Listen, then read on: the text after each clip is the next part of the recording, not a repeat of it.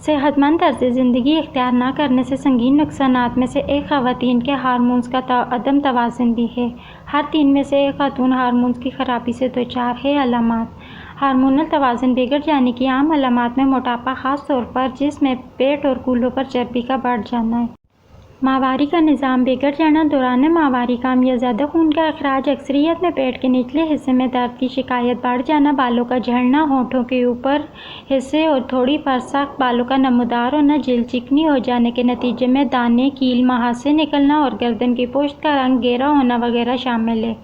Hormones کے عدم توازن کی وجوہات: سونے جاگنے کے اوقات میں تبدیلی، رات گہری روشنی میں جاگنے اور سورج نکلنے کے بعد دیر تک سوتے رہنے کی وجہ سے کئی ہارمونل مسائل پیدا ہوتے ہیں۔ حمل نہ ٹھہرنا یا پھر ضائع ہو جانا بھی اسی ہارمونل ڈس بیلنس کا نتیجہ ہے۔ وہ خواتین زیادہ تر گھروں کے کام نہیں کرتی ہیں اور ایسی ملازمت کرتی ہیں جس میں بیٹھ کر کرنے کا کام زیادہ ہو تو ان میں ہارمونز کے مسائل پائے جاتے ہیں۔ ذہنی تناؤ: اسٹریس یا ذہنی تناؤ جہاں کئی بیماریوں کو جنم دیتا ہے وہاں ہارمونز کی خرابی کا بھی باعث بنتا ہے۔ کاربوہائیڈریٹس کا زیادہ استعمال: ہمارے جسم کو کاربوہائیڈریٹ، پروٹین، چکنائی، وٹامن، نمکیات اور پانی کی ضرورت ہوتی ہے۔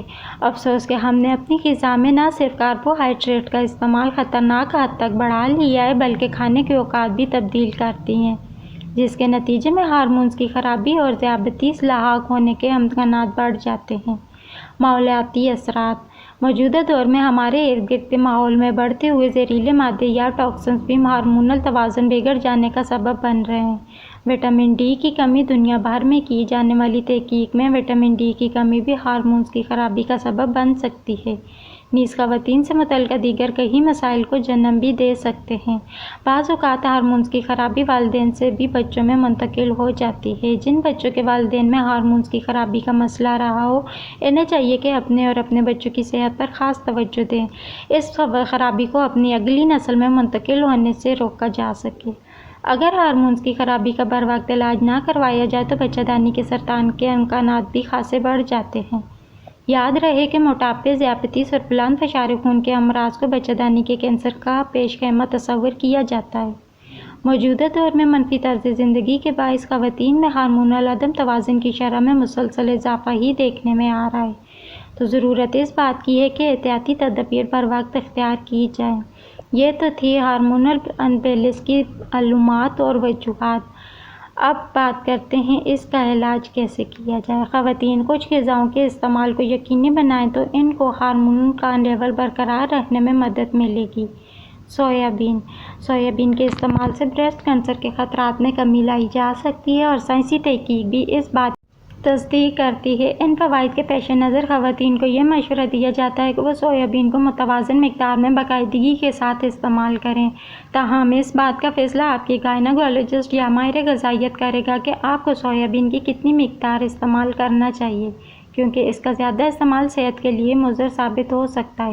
تلوں کا استعمال: تلوں کا استعمال ہارمونز کے لیے مفید ثابت ہوتا ہے۔ السی کے بیج: ایسی خواتین کے لیے السی کے بیجوں کا استعمال بھی مفید ثابت ہوتا ہے جو ہارمونز کے عدم توازن کا شکار ہوتی ہیں۔ ان بیجوں کو پانی میں بھگو کر یا ملک شیک میں شامل کرکے استعمال کیا جا سکتا ہے۔ السی کے بیج استعمال کرنے سے ایسٹروجن میٹابولزم پر مفید اثرات ظاہر ہوتے ہیں۔ اس کے ساتھ ساتھ یہ بیج کینسر کے خطرات کو بھی کم کرنے میں مدد فراہم کرتے ہیں۔ السی کے بیجوں کا آپ متوازن مقدار میں ہر روز بھی استعمال کر سکتے ہیں۔ ان کے استعمال سے صحت پر منفی اثرات ظاہر نہیں ہوں گے۔